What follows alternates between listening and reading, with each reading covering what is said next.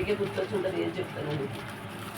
2 రాజుల 4:8 37 వరకు. మరి ఇక్కడ ఇంకా మార్చి చదువుకుందామంటే మరి టైం సరిపోవచ్చు. అందుకని మొదటి 2 వచనాలు ఒకరు చదవండి. ఇది ఎవరి గురించి రాయబడి ఉందాం ఇక్కడ చూడకుండా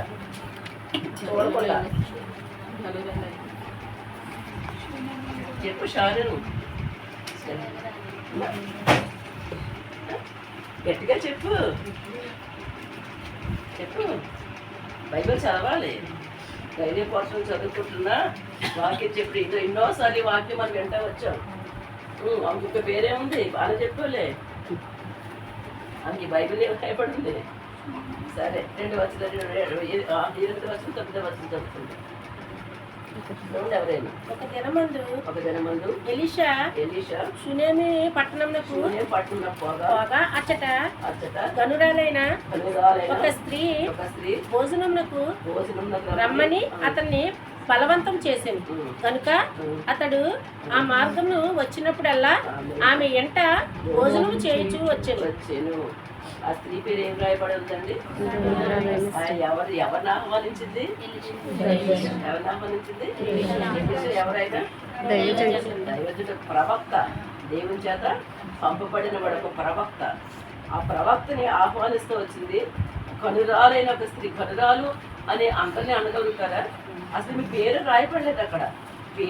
పేరేంటో రాయబడలేదు. రూతమ్మో లేకుంటే ఏమీరమ్మో ఇలాంటి పేర్లు ఏమి లేవు, రాయబడలేదు. కానీ కనురాలు అని రాయబడుతుంది. అంటే కనురాలు అంటే ఎవరైతే ఘనత పొందిన వాళ్ళుగా ఉంటారో ఆ పేరుకి ఎవరైతే అర్హులో ఇక వాళ్ళని ఇక అమ్మాయి కనురాలండి బాబు ఇంకా అదే మాట సార్థకమైపోతూ ఉంటుంది. అలాగా ఈమె కనురాలుగా పిలువబడుతూ వచ్చింది. ఎలీషా ఆ షూనే పట్టణంకు వస్తా పోతా ఉండేవాడంట. ఆ దైవజనుడు అక్కడికి వచ్చినప్పుడు ఆమె అతను రావడము అతను వెళ్ళడము చూస్తూ ఉంది. అయితే ఒకసారి ఏం చేసిందంటే అతన్ని వాళ్ళ ఇంటికి రమ్మని ఆహ్వానిస్తూ వచ్చిందంట. ఎందుకు రమ్మంది? మా ఇంటికి వచ్చి భోజనం చేయండి, మా ఇంటికి వండేసిన భోజనం రమ్మని అతన్ని బలవంతం చేసిందంటండి. మా ఇంటికి రమ్మని బలవంతం చేసింది. అంటే ఆమెలో ఏం కనబడుతుందంటే ఆమె మనసు ఎట్లాంటిదంటే ఇంకా ఆయనకి మనం మంచి ఆతిథ్యం ఇవ్వాలి, అంతే కదండి. ఆతిథ్యం ఇవ్వాలి అంటే ఆమెలో ఏం కనపడాలి? ఫస్ట్ ఏముండాలి? ఆమెకి ఒక ప్రేమ ఉండాలి, అవును కదండి. ప్రేమ ఉండాలి అంటే పెట్టే మనసు ఉండాలి, ప్రేమ ఉండాలి.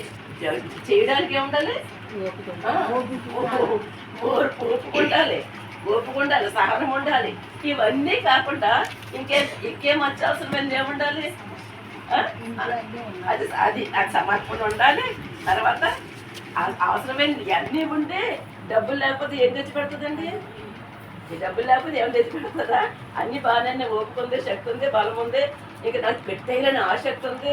కానీ చేతిలో డబ్బులు లేవనుకోండి, డబ్బులు అయితే ఏమైనా చేయగలుగుతుందా? ఆశ ఉంటే కూడా ఏమీ చేయలేదు. దాని కొరకు కూడా డబ్బు అవసరం. అలాంటి మనసు, ఆతిథ్యం ఇచ్చే ఆ మనసు కలిగిందిగా కనపడతా ఉంది. అది ఎవ్రీ బతుకులు మనం చాలాసార్లు జ్ఞాపకం చేసుకుంటామంటే ఆతిథ్యం చేయ మరొకటి కొందరు అలా చేసి ఆశీర్వదించబడిన వాళ్ళుగా ఉన్నారు. అనేక మంది గురించి మనకు తెలుసు. అనేకసారి జ్ఞాపకం చేసుకుంటాం. అబ్రహాం జ్ఞాపకం చేసుకున్నప్పుడు ఆ ఎండవేళ దేవదూతలు వచ్చినప్పుడు వాళ్ళకి ఆతిథ్యం ఇచ్చాడు. అతను వాళ్ళు ఆశీర్వదించబడుతూ వచ్చారు. అయితే ఇక్కడ అతను రమ్మని బలవంతం చేస్తుంది. ఆ దైవజన్ని బలవంతం చేసినప్పుడు మరి అక్కడ జరిగిన విషయాలు 2 తర్వాత వచ్చినప్పుడల్లా ఆమె భోజనం చేసి వచ్చాను, వస్తున్నాడు, భోజనం చేస్తున్నాడు, వెళ్ళిపోతున్నాడు. అయితే అతని గురించి ఆలోచన కలిగి ఉంది. అయ్యో ఏంటి ఈయన వస్తున్నారు, వచ్చి వెళ్ళిపోతున్నారు. అలా కాకుండా ఈయన మన ఇంట్లోనే ఉంటే బాగుండదు కదా, ఎందుకంటే ఈ దైవజనుడు కదా, ఈయన మన ఇంట్లోనే నివాసం చేస్తే బాగుంటుంది కదా, మన ఇంట్లో ఉంటే బాగుంటుంది కదా అని చెప్పి తనకు ఆలోచన వచ్చినప్పుడు నేను కొంచెం చదివించకుండా ముందుకు వెళ్ళిపోతున్నాను, కొంచెం గ్రహించుకోండి సమయాన్ని బట్టి. గ్రహించుకుంది మన ఇంట్లో ఉంటే మంచిది అనుకుంది. భర్త దగ్గరికి వెళ్ళింది. ఆ భర్త దగ్గరికి వెళ్ళి భర్తతో మాట్లాడుతుంది అనమాట. అక్కడ చక్కగా కావున మనం అతనికి మన ఎంత కోచున్నవాడు భక్తి గల దైవజనుడు నేను ఎరుగుతును, కానీ పెనిబెట్టి చూచి అంటుంది కదా, మన ఎద్దకు వచ్చి చూపోవచ్చున్నవాడు భక్తి గల దైవజనుడని నేను ఎదుగుతున్న కావున మనం అతనికి గోడ మీద ఒక చిన్న గది కట్టించి అందులో అతనికి ఒక మంచము వల్ల పీట దీపస్తంభము కూర్చుని మాత్రం మన ఎద్దకు వచ్చినప్పుడు అందులో బస్ చేయొచ్చు వచ్చినని చెప్పాను. ఆ మాట చెప్పిన తర్వాత అతను ఎలాంటి వాడో భర్తకు చెప్తుంది ధర్మ. మనము అతనికి గోడ మీద ఒక చిన్న గది కట్టించదము. ఎందుకంటే కింద వచనంలో ఉంటది భర్త ముసలివాడు అని రాయబడుతూ ఉంటది. కింద మీరు చదువుకుంటూ వెళ్ళినప్పుడు అతని వయసులో ముసలివాడు అని రాయబడుతూ ఉంటది. ఈమె వయసు కొంచెం చిన్న వయసు అయి ఉంటుంది, భర్త కంటే చిన్న వయసు అయింది. అందుకని కుటుంబ బాధ్యతలు చక్కబెట్టవచ్చు. ఎందుకంటే కొన్నిసార్లు భర్తలు చక్క పెడతారు, కొన్నిసార్లు ఇద్దరు అవగాహన తోటి కొన్నిసార్లు కుటుంబ బాధ్యత భార్య చక్క పెడతాది. అంతకుమించి కత్తనం చేసేస్తాం తప్పు కాదు. ఒకవేళ కత్తనం చేసేస్తాం తప్పు ఎప్పుడు వస్తుందంటే భర్తకు తెలియకోకుండా డబ్బులు దాచిపెట్టుకుని నీ వ్యవహారాలు వేరుగా కొనసాగించుకుంటున్నావు అనుకోండి, అది భర్తకు తెలియకుండా చేసినా అది తప్పు అవుతుంది. కానీ ఇద్దరు భార్య భర్తలు ఒక అవగాహనగా ఉండి ఉన్న కొద్ది జీతం అవ్వచ్చు, మనకు వచ్చిన సంపాదన ఎంత ఏదైనా అయ్యిందనుకోండి, అది ఇద్దరు మాటల మీద ఎవరు ఖర్చు పెట్టుకున్నా ఒకటే, ఎవరు ఖర్చు పెట్టినా ఒకటి. కానీ ఖర్చు పెట్టే వాళ్ళలో ఆ శ్రద్ధ కలిగి ఉండాలి. సరే, ఆ బాధ్యత ఈమె తీసుకుంది. ఈ కొనరాల స్త్రీ షునేమీరాలు ఆ బాధ్యత తీసుకుంది. ఇంటి బాధ్యత కొంచెం చక్కబెడుతున్నట్టుంది, అందుకని ధైర్యంగా చెప్పగలిగింది మా ఇంటికి వచ్చి భోజనం చేయండి.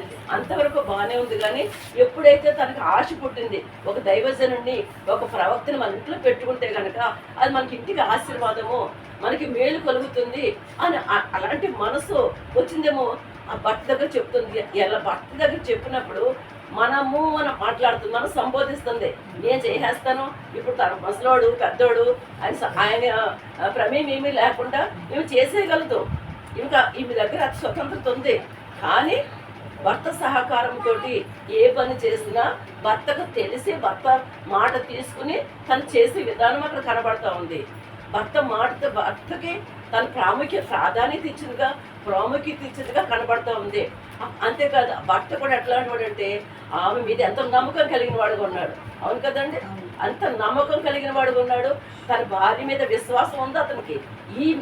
ఈ స్త్రీకి ఆ దైవజనుడి మీద విశ్వాసం ఉంది, నమ్మిక ఉంది, ప్రేమ ఉంది, ఆతిథ్యం ఇచ్చే గుణం ఆయన పట్ల కలిగి ఉన్నప్పుడు తన భర్తకు కూడా భార్య చేసే పనులన్నిటి మీద నమ్మకం ఉంది. నా భార్య ఏ పని చేసినా కూడా మంచి పనే చేస్తారని నమ్మకం అతను కలిగి ఉంది. అందుకొరకు తను ఒక గది కట్టించమంటే మాట్లాడి చిన్న విషయం ఏమన్నాను, ఏదో ఒక పూట భోజనం పెట్టేసి పంపించేసి కొన్ని నెలలో ఈ కట్టించిన గదితోటి ఖర్చు పెట్టే డబ్బుతోటి ఆమె మంచి ఆహారం పెట్టి పంపించేయచ్చు. దైవజనుడికి వచ్చినప్పుడు మంచి ఆహారం పెట్టేసి చక్కగా పంపించి ఆయన చాలా తృప్తి పడిపోతాడు దైవజనుడు. ఎందుకంటే పెట్టే ఆహారంతో చాలా సంతోషంగా చాలా వందనాలమ్మని చెప్పేసి వెళ్ళిపోతాడు. కానీ ఆ ఉద్దేశం ఒక గది కట్టించాలి, ఒక మేడ మీద పైగా ఒక గది కట్టించి అతని కొరకు కట్టించిన దానిలో లోపల ఏమేమి అవసరమో ఆ దైవజనుడు ఉండట కొరకు అతనికి ఏమేమి అవసరమో గుర్తిరిగింది కాబట్టి అక్కడ అవి వాటిని కూడా సిద్ధపరుస్తూ వచ్చింది. అక్కడ మంచం ఉంది, అక్కడ బల్ల ఉంది, అక్కడ పీట ఉంది, తర్వాత దీపస్తంభం. ఈ నాలుగు వస్తువులు ఆయన అక్కడ శ్రద్ధ తీర్చుకుంటూ దేవుని సన్నిధిలో ప్రార్థించుకుంటూ అంటే మిగతా వెళ్ళిపోయి అక్కడ గడిపే సమయం అంటే ఈయన గదిలో ఉన్నప్పుడు వీళ్ళ ఇంట్లో ఉన్నప్పుడు దేవునితోటి ఆ సహవాసం కలిగే అనుభవం అక్కడ కనబడదు. మంచం మనం జ్ఞాపకం చేసుకున్నప్పుడు మనకి ఎంతో నిద్రకి సుఖానికి సుఖపడ్డ శరీరం అలసిపోయిన శరీరం వెంటనే మంచం ఎక్కడ ఉందో చూసుకుంటాం. తిరిగి వచ్చి అలసిపోయిన కాళ్ళు చేతులు కడుక్కుని భోజనం తర్వాత చేస్తూ ఉన్నాడు, 5 నిమిషాలు కొంచెం నడువాల్సినాను అని అంటూ ఉంటాం. ఎందుకంటే ఆ మంచం మీదకి వెళ్ళినప్పుడు ఆ మంచం మనకి ఎంతో కొంచెం విశ్రాంతినిస్తుంది, మనకి నెమ్మదిస్తుంది, కొంచెం సుఖం అనిపిస్తుంది. అట్లాంటి ఆ మంచం అంతే కదా, మంచం కూడా సరైనదిగా ఉండాలి. అవును కదండి, ఆ మంచం సరిగా ఉండాలి. ఏదో కుక్క మంచమో లేదా నలుగు మంచం పట్టుకొని చేసినప్పుడు గబ్బుక్కుని వెళ్ళి కూర్చోడానికి మనం ఇష్టపడతామా? అది మనకు అనుకూలంగా లేదనుకోండి, దాని జోలికి మనం వెళ్ళము. ఎందుకు వచ్చి కింద చాపేసి పడుకుంటే మంచిదని అనుకుంటాం. ఆ మంచం కూడా అది పొడవైందో మనకు మనిషిని సరిపడది అయ్యి ఉండాలి, మనకు సుఖాన్ని విశ్రాంతినిచ్చేదిగా అది అయ్యి ఉండాలి. ఆ మంచం దేనికి సాదృశ్యంగా ఉందంటే యేసుక్రీస్తు ప్రభువుకి సాదృశ్యంగా కనబడుతుంది. ఆయన అంటాడు కదా, ప్రయాసి భారం మోసుకొచ్చున్న సముద్రం నా దగ్గర నేను మీకు విశ్రాంతి ఇస్తాను అంటున్నాడు. ఈ లోకంలో నశించిపోతున్న మనల్ని ఆయన ప్రేమతో పిలుస్తున్నాడు. మీరు నా దగ్గరికి రండి, నేను మీకు విశ్రాంతి ఇస్తాను, మీకు నెమ్మదిస్తాను అని. దుష్టులకు నెమ్మది ఉందని వాక్యం ఉంది, కానీ ఆ దుష్టత్వం నుంచి మనల్ని విడిపించడానికి ఆయన వచ్చి మనకి నెమ్మది ఇవ్వడానికి, ఈ లోకంలో మనకి శాంతి సమాధానం నెమ్మది ఇవ్వడానికి ఆయన వచ్చిన వాడుగా ఉన్నాడు. యేసుక్రీస్తు ప్రభు వారు ఆయన ప్రేమతో మనం పిలుస్తున్నాడు. ఆయన ప్రేమ మన పట్ల కనుపరుస్తున్నాడు. ఎవరు చూపలేని ప్రేమ అయినా కనుక ఎవరు పిలిచినా దేవుడు విడిచిపడ్డ సాక్షుల వెంట వచ్చాం కదా మనం. అలాంటి ప్రేమ, దేవుని ప్రేమ చూపిస్తూ విశ్రాంతినిచ్చేవాడుగా ఉన్నాడు. మనకి నెమ్మది ఇచ్చేవాడుగా ఉన్నాడు. మనకి సేద తీర్చే అలసిన మన ప్రాణాలకి సేద తీర్చేవాడుగా ఉన్నాడు దేవుడు. అలాంటి దానికి సాదృశ్యంగా అక్కడ మంచం కనబడుతూ ఉంది. రెండోది బల్ల సిద్ధపరుస్తూ వచ్చింది. ఆ బల్ల మీద ఆయన ఆ దైవజనుడు ఆ బల్ల మీద భోజనం చేసి ఆ విశ్రాంతి తీసుకుని లేచి ఆ బల్ల మీద భోజనం చేయడం కొరకు ఆ బలని ఏర్పాటు చేస్తూ వచ్చింది. మనం కూడా మనం జ్ఞాపకం చేసుకున్నప్పుడు అది సహవాసానికి జ్ఞాపకం చేస్తూ ఉంది. సహవాసంలో అందుకొరకే మనం కూడా ఎప్పుడైతే రక్షించబడిన మనకు సహవాసంలో అంటుకట్టబడిన తర్వాత ఆ సహవాసం ద్వారా దేవునితో సహవాసం, ఆయనతో సహవాసం చేస్తే మీకు ఏం కలుగుతుంది? సమాధానం కలుగుతుంది. అలాగనా మీకు మేలు కలుగుతుంది. అలాంటి సహవాసం, దేవునితో సహవాసం కలిగి ఉండడానికి మందిరం అనుభవంలో మనం ఉన్నప్పుడు ఆ బల్ల దగ్గర ఆ ఉన్న రొట్టె ద్రాక్ష రసము అది మనకి మన సహవాసం ద్వారా మనం వాటిని పొందుకోగలుగుతూ వస్తున్నాము. మూడోది ఏం కనబడుతుంది? అక్కడ పీట కనబడుతుంది. పీట అంటే అక్కడ ఆ దేవుని వాక్యాన్ని బోధించినప్పుడు, ఆ దేవుని వాక్యం మనకి వినబడుతున్నప్పుడు, ఆ పీట మీద కూర్చొని దైవజనులు మాట్లాడుతున్నప్పుడు ఆ మాటల మీద మన శ్రద్ధ నిలిపిన వారుగా ఉండి ఆ మాటలు మనం గ్రహించుకుని ఇంకా ఒకవేళ రక్షించబడిన ఒకవేళ బలం సమీపిస్తున్నప్పటికీ కూడా పడిపోయే సమయాలు ఏంటో మనం గుర్తెరుగుని ఆ దేవుని వాక్యం ద్వారా మనం సరి చేసుకోవడానికి ఆ పీట సాదృశ్యంగా కనబడుతుంది. దీపము ఎల్లప్పుడూ కూడా దీపము నిత్యము వెలుగు చూడడానికి వాక్యం రాయబడుతూ ఉంటుంది. అది ఎప్పుడు కూడా మట్టి స్వార్థం ఉంటుంది కదా. దీపం మంచం కింద కొంచెం కింద పెట్టం, కానీ అనేకులు వెలిగేటికి ఎక్కడ పెడతామంట? దీపస్తంభం మీద పెడతామంట. అలాంటి దీపం మన హృదయాన్ని వెలిగించే దేవుడు, మనం వెలిగించబడ్డాం చీకట్లో మన బ్రతుకుల్ని వెలిగించిన దేవుడు మన ద్వారా అనేక మంది వెలిగించబడ్డానికి ఆ దీపం సాదృశ్యంగా కనపడతా వస్తుంది. ఈ రీతిగా ఆమె దైవజనుడి కొరకు ఏమి సిద్ధపరిచిందో అవన్నీ ఇంకెంత ఉపయోగకరమైనవి, దైవజనుకు అవసరమైన వాటిని గదిలో సిద్ధపరిచి ఆమె పెడతా వస్తుంది. ఈ రీతిగా తర్వాత వచ్చిన మనం జ్ఞాపకం చేసుకున్నప్పుడు కావున మనం ఆ తర్వాత అతడు అక్కడికి ఒకరికి దినమును వచ్చి ఆ గది నుంచి వచ్చి అక్కడ పరుండెను. ఏమంటారు? రాసిన గెహాజీని పిలిచి ఈ షునేమిరాల్ని పిలువమనగా వాడు ఆమెను పిలిచి ఆమె వచ్చి అతని ముందు నిలబడినప్పుడు అక్కడ తనకి శిష్యుడు ఉన్నాడు కదా గెహాజీ, ఆ గెహాజీని పిలిచి అబ్బా మనకి ఎంత గది కట్టించింది, ఎంత సుఖాన్ని మనకు పెట్టింది, మన అవసరాలను తీరుస్తుంది, మనకు భోజనం పెడుతుంది, ఇంతకీ ఒకసారి వెళ్ళి కొనుక్కుంటా, ఆవిడకి ఏమైనా అవసరం ఉందేమో, ఆవిడకి ఏదైనా కావాలి. ఎందుకంటే దైవసరాలు కాబట్టి కొన్నిసార్లు మానవులంగా ఎవరి ద్వారా ఏదైనా మేలు కలుగుతుందంటే వాళ్ళకి ఎన్నో ఒత్తులు వదులుతూ ఉంటాం మనం. ఇప్పుడు ఆఫీస్కి వెళ్ళామనుకో సంతకం పెట్టాలనుకోండి, అది ఏదో అక్కడికి వెళ్ళి అది చేయించుతారా బాబు అంటాడు, లేదా ఇక్కడికి వెళ్ళి ఇంకోటి పట్టరా అంటాడు, అడిగి జింకలు పట్టరా అంటాడు, 10 పనులు చెప్తాడు అక్కడ ఎందుకు సంతకం పట్టడం కొరకు. అంటే ఆ సంతకం పెట్టించుకోవడం కొరకు మనం ఏం చేస్తామంటే వాళ్ళకి అవసరమైన పనులన్నీ చేసి పెడతాం, లేదా ఏదో పట్టుకెళ్ళి ఇస్తాం, అదేదో ప్రేమతో పట్టుకొచ్చని మనం అనుకుంటాం. కానీ వాళ్ళ ఉద్దేశం ఏంటంటే స్వలాభం కొరకు, వాళ్ళు ఏదో పొందుకోవడం కొరకు వాళ్ళు అలాంటి పనులు చేస్తూ ఉంటారు. అయితే అంటాడు కదా, ఒక దైవజనుడు కొన్నాడు, నేను దైవజనుడిని కదా, నేను ప్రవక్తను కదా, ఒకవేళ ఇంత చేస్తుంది కదా, కృతజ్ఞత నేను తినేసి మన కృతజ్ఞత లేని వాళ్ళు ఉండకూడదు కదా, ఏమైనా సహాయం కావాలేమో నీవు వెళ్ళి అడుగురా అని చెప్పేసి అంటారు. వెళ్తాడు గెహాజీ వెళ్తాడు, అమ్మ నీకు ఏమన్నా అవసరం ఉందా, నీకేమన్నా కావాలంటే అంటది కదా, నేను నా స్వజనుల మధ్య కాపురం ఉన్నాను, నేను నా స్వజనుల మధ్య నేను కాపురం ఉన్నాను అంటే నాకు ఇక్కడ ఏమి తక్కువ లేదు, నాకు ఇక్కడ ఏమి ఏమి అవసరం లేదు, నాకు అన్ని సమృద్ధిగా ఉన్నాయి, కానీ నాకు ఏం అవసరం లేదన్న మాట చెప్తూ ఉంటుంది. అప్పుడు గెహాజీ ఆమెకున్న అక్కరేంటో గుర్తెరిగి అప్పుడు ఏంటో చెప్తాడు, ఆమెకి కుమారుడు లేడు అని చెప్తాడు. అప్పుడు కుమారుడు ఏంటంటే ఆమె దగ్గరికి అడుగుతాడు, అన్నట్టాడు కదా, ఎలీషా ఆమె ఏం చేయకూడదు, గెహాజీ ఆమెకు కుమారుడు లేడు మరియు ఆమెకు వెనుమిటి ముసలివాడని అతనితో చెప్పాను. అంటే గెహాజీ కూడా నమ్మకం లేదనమాట, కొడుకు లేడు అన్న మాట కరెక్టే, కానీ భర్త ఎలాంటాడు, ముసలోడు ఇంకేం పిల్లలు పుడతారు, ఇంక పిల్లలు పుట్టే అవకాశం ఉంది, వృద్ధాప్యలో ఉన్నాడు కదా, ముసలివాడు అని రాయబడుతూ వచ్చింది ఆ మాట. అన్న మాట అన్నప్పుడు ముసలివాడు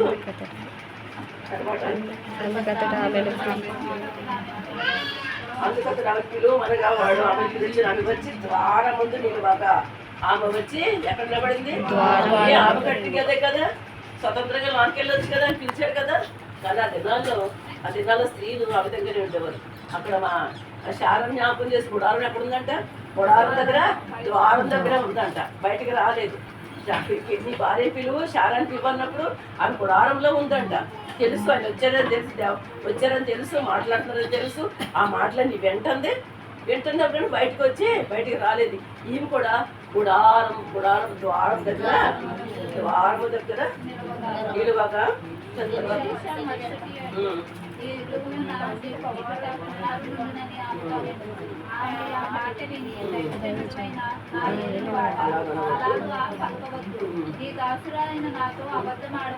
చాలండి.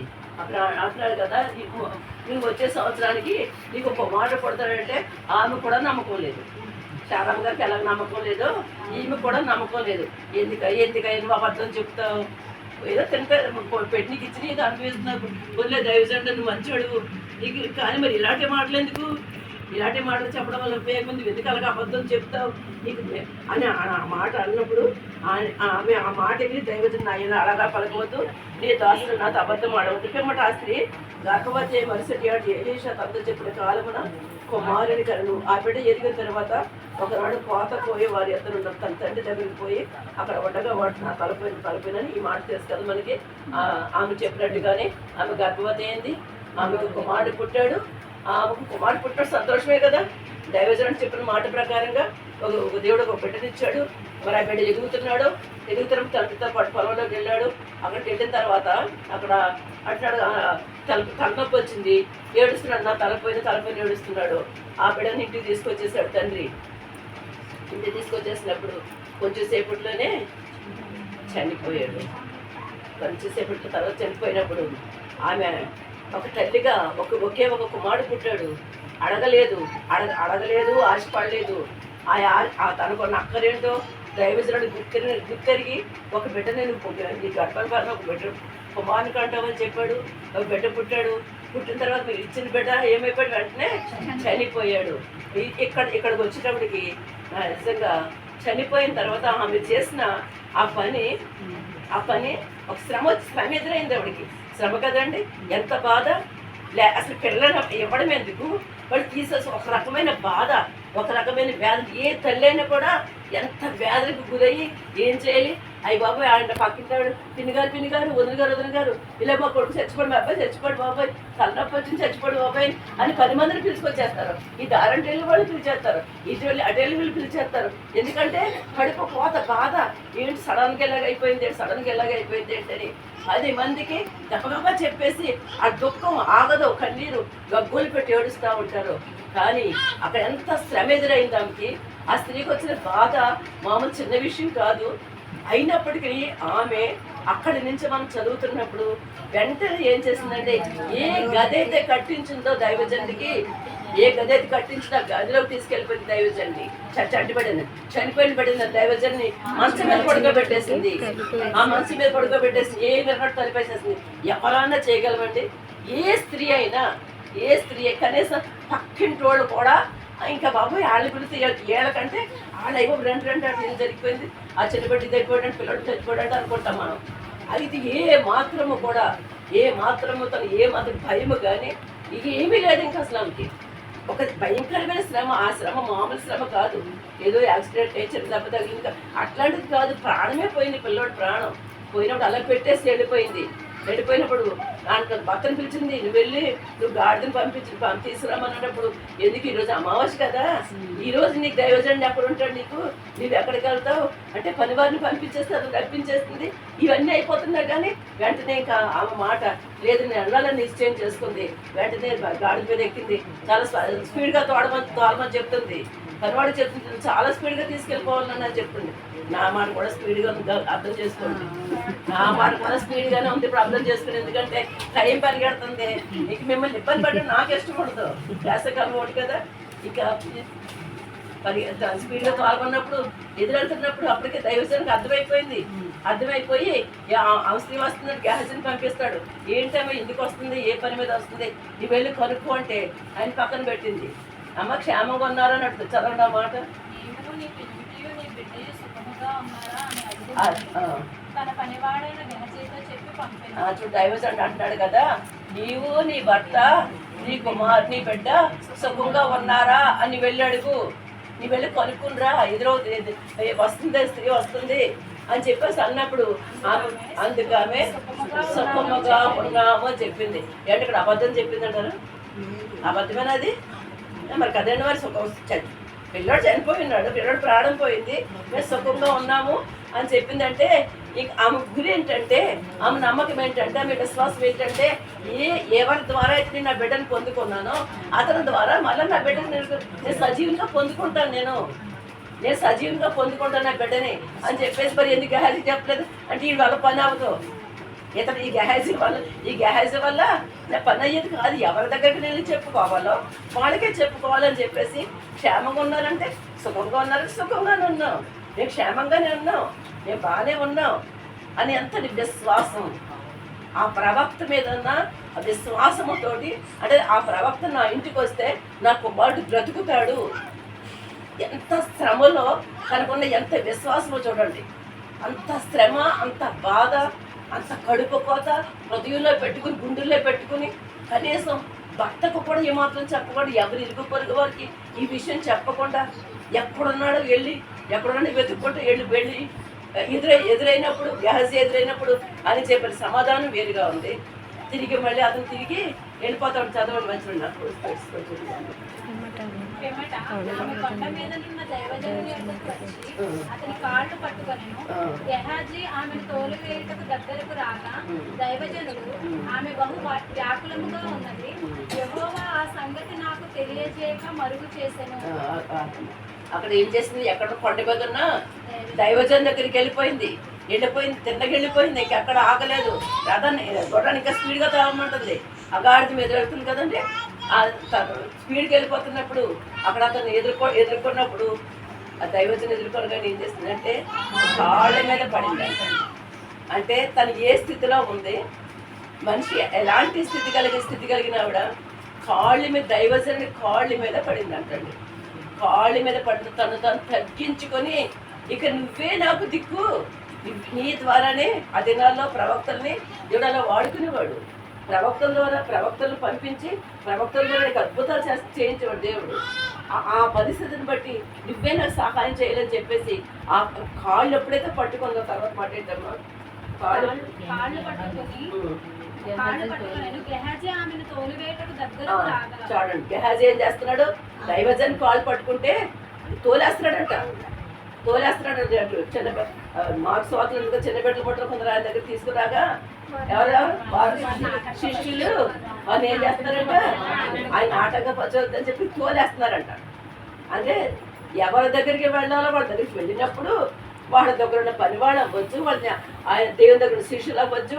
వాళ్ళు ఏం చేస్తారంటే అమ్మో ఆ దైవజన్ దగ్గరికి వెళ్ళకూడదు, ఇది ఆయన పాదాలు అని ముట్టుకోకూడదు, ఆయన దగ్గరికి వెళ్ళకూడదు. పైకి చిన్నపిల్లలు ఏంటి వీళ్ళు ఆటంగా అల్లరి చేస్తారు, వీళ్ళు అసలు రానివ్వకూడదు. అలాంటి ఉద్దేశం అక్కడ శిష్యులు ఆ విధంగా చేస్తారు. ఈ గెహాజీ ఏం చేస్తున్నాడంటే ఈయన తోలేయడానికి తోలేస్తున్నాడంట. అమ్మ లేకు నువ్వు వెళ్ళిపోయి ఇక్కడి నుంచి దైవజనుడు. ఎందుకంటే ఈయన మధ్యవర్తిగా ఉన్నాడు. ఈ గెహాజీకి మధ్యవర్తి పని అప్పగించాడు. కానీ అతనికి ఏమన్నా చెప్పిందా స్త్రీ? ఏమే